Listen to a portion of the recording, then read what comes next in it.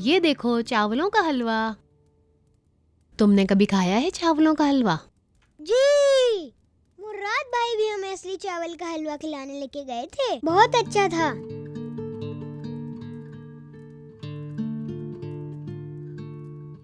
तुम ठीक हो ना? बहुत शुक्रिया आपके पूछने का।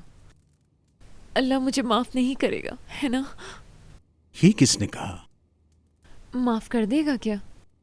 तौबा करोगी तो कर भी देगा, पर थोड़ा नाराज होगा। पता है क्यों? क्यों?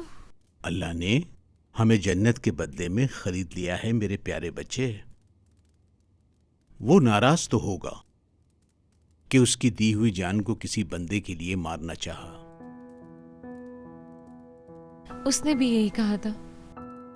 वो कह रही थी एक आदमी के लिए तुम अपनी जान देना चाहती थी।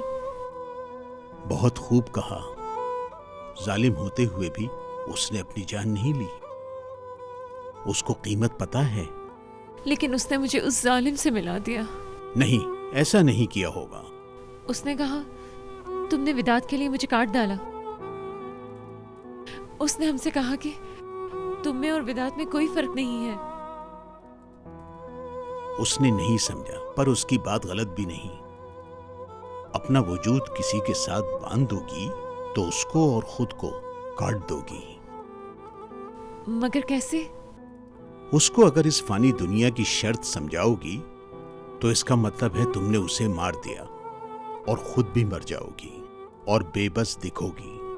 फकत कोई और इंसान हमारी जिंदगी में हम सफर बन सकता है।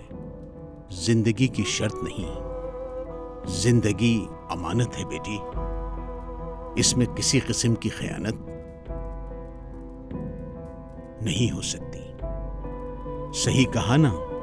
शाबाश है मेरी प्यारी बेटी।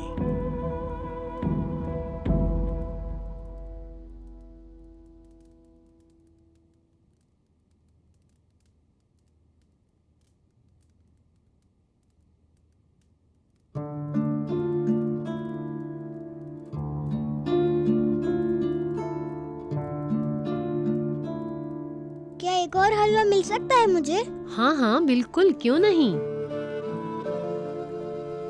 पसंद है क्या तुम्हें?